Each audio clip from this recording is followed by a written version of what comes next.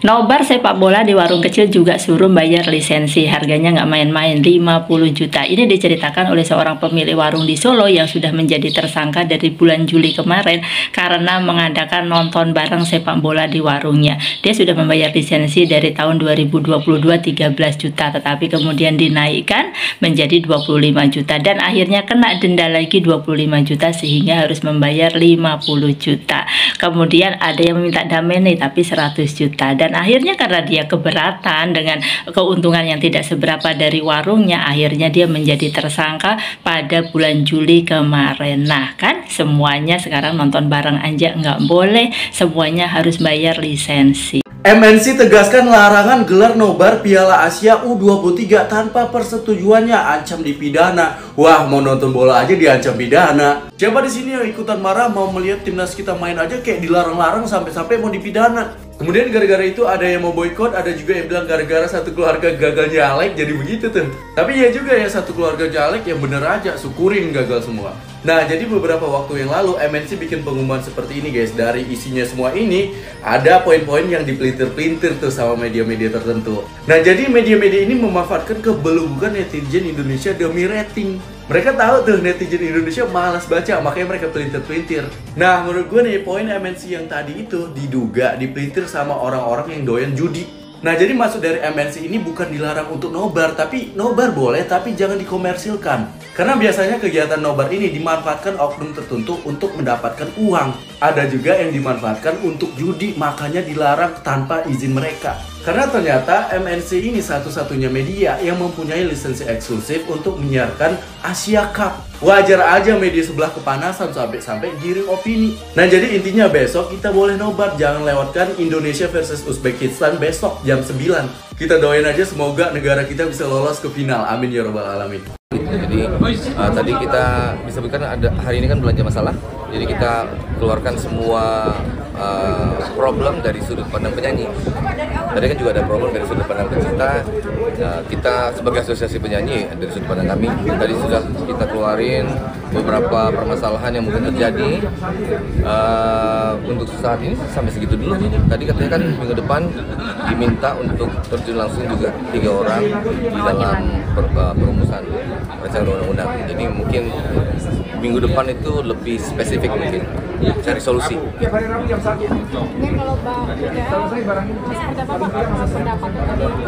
Tadi aku ada beberapa yang maksudnya kita semua sih mungkin sebenarnya sama pemikirannya. Cuma kan tadi ada dari pencipta, dari aksi bilang kalau misalnya diperlukan perizinan. Perizinannya seperti apa, bagaimana sistem perizinannya, dan bagaimana batasan-batasan siapa yang boleh dan siapa yang tidak. Terus bagaimana dengan kalau misalnya pencipta lagu ada 3 atau 4 orang, ini izinnya jadi yang mana? Kalau ada 2 yang kasih izin, 1 yang nggak kasih, itu termasuk dapat izin atau tidak. Jadi lebih ke apa ya, kayak sistemnya ini mau dibikinnya seperti apa? Karena kita tentunya ingin punya peraturan, tapi peraturan itu Yo guys, balik lagi bersama saya tentunya Oke Kelvin. Nah, ini ada masuk lagi ke segmen baru ya, tentang ada info terbaru nih ya. Duduk perkara pemilik warung ya menjadi tersangka ya, berawal dari nobar sepak bola guys. Dan ini ada seorang nenek-nenek yang terjerat hukum gara-gara nobar ya, sepak bola bareng-bareng gitu guys. Nah, ini kita lihat seperti apa guys, kok bisa ya seorang nenek-nenek gitu ya. Dan ini kita lihat seperti apa beritanya, dan ada beberapa tentunya komentar dari netizen guys ya. Dan kita lihat bareng-bareng. Kejadian yang sangat miris parah. Kenapa bisa gue bilang miris nih? Baru-baru ini di daerah Solo pemilik warung jadi tersangka dan denda 50 juta karena gara-gara nobar sepak bola. Jadi semuanya di royalti guys ya sekarang. Waduh. Sempet ditawarin berdamai 100 juta. Sedangkan dari harga tiket buat nobar aja cuma puluhan ribu. Buset, kejam banget ya.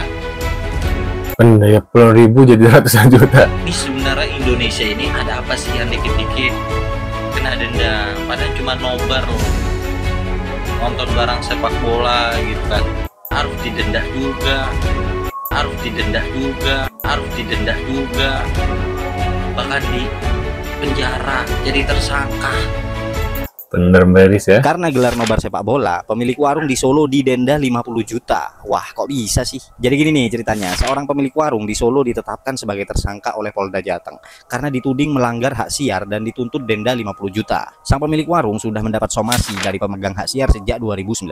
Ia juga sempat mencoba berlangganan lisensi untuk UMKM yang seharga 13 juta per musim. Namun, ia merasa biaya itu terlalu berat dan tidak sebanding dengan keuntungannya. Masalahnya memuncak saat ia kembali disomasi dan diminta membayar lisensi sebesar 25 juta ditambah denda 25 juta. Karena tidak ada kesepakatan, kasusnya bergulir hingga ia resmi ditetapkan sebagai tersangka. Pemilik warung ini juga mengaku sempat ditawari uang damai sebesar 100 juta agar kasusnya tidak dilanjutkan. Waduh, kalau gini nih gimana? Niat cari untung, ujung-ujungnya malah buntung. Kalau menurut kalian gimana? Coba deh tulis di kolom komentar. Aku pengen denger pendapat. Mending nonton sendiri kayak gini. 78 Seorang tahun di Klaten, Jawa Tengah, bernama Endang, tengah jadi sorotan publik setelah kasusnya dilaporkan ke polisi. Kuasa hukum video dan Indonesia Entertainment Group atau IEG, Ebenezer Ginting, menegaskan kasus ini muncul karena Cafe Alero milik Endang ketahuan memutar laga Liga Inggris untuk pengunjung tanpa lisensi resmi. Ebenezer membantah narasi yang menyebut Endang dilaporkan hanya karena nonton bola di acara keluarga. Ia menjelaskan penindakan tidak pernah menyasar acara keluarga, sosial, atau non-komersial. Fokus mereka hanya pada pelaku usaha yang menayangkan siaran eksklusif untuk kepentingan komersial tanpa izin. Sebelum laporan polisi dilanjutkan, video dan IEG mengaku sudah mencoba jalur kekeluargaan. Pertemuan pertama diwakili Dewanta Ariwardana, namun saat mediasi di Polda Jateng, yang hadir adalah Endang langsung. Nah, karena mediasi tak berujung kesepakatan, proses hukum pun diteruskan. Versi Endang sendiri berbeda. Ia mengaku kasus ini bermula dari surat somasi senilai 115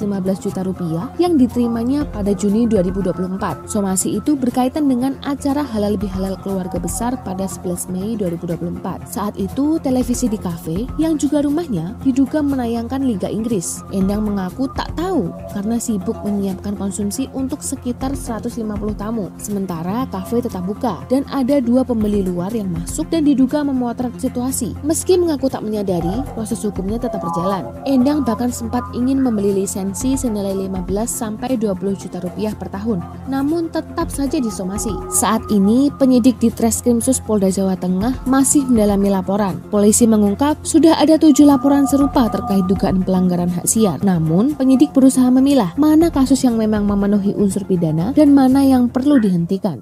Waduh. Nih, hati-hati ya buat teman-teman yang suka ngadain nobar di tempat usahanya tapi nggak punya lisensi atau izin hak siar. Sudah ada yang kena denda. Ini kejadian di Solo. Dia katanya buka warung dari tahun 2016, selalu ngadain nobar sama teman-temannya. Tahun 2019 dapat somasi dari yang mengaku pemilik hak siar. Juli 2025 malah ditetapkan jadi tersangka. Itu kenapa makanya Nukamari Kopi nggak ngadain nobar, karena kita nggak punya lisensi untuk ngadain nobar. Jadi jangan pikir kalau siaran live yang disiarkan oleh SCTV, Indosiar, terus berarti boleh dipakai untuk nobar di tempat usaha. Nggak boleh. Ini sama seperti royalti, mirip-mirip seperti royalti. Jadi walaupun lo udah berlangganan video, udah berlangganan BeIN Sport, tetap jika diputar di tempat usaha itu harus bayar hak siar. Nilainya berapa Mbak untuk mendapatkan lisensi itu? Gua pernah telepon beberapa bulan lalu, gue tanyain ya untuk pertandingan timnas, kira-kira dia minta per pertandingan 10-15 juta. Kita nggak tahu hari apa sih kapan. Ya banyak yang pada tetap ngadain nobar tapi mereka nggak punya hak siar. Aman-aman aja ya, semoga aman-aman terus ke depannya. Kemarin masalah royalti rame viral, sekarang kayaknya ini masalah nobar. Jadi ya kawan-kawan yang itu hati-hati aja. Kalau tetap masih mau ngadain nobar silakan.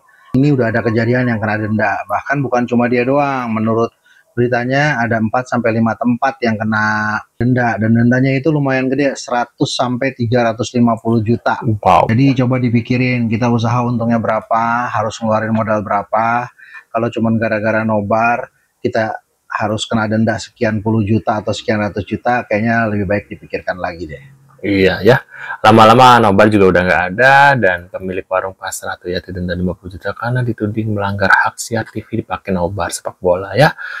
Waduh, karena mungkin zaman dulu banyak kalau yang nobar-nobar gini, tapi nggak tahu ya apakah pada zaman itu ada royalti atau enggak ya.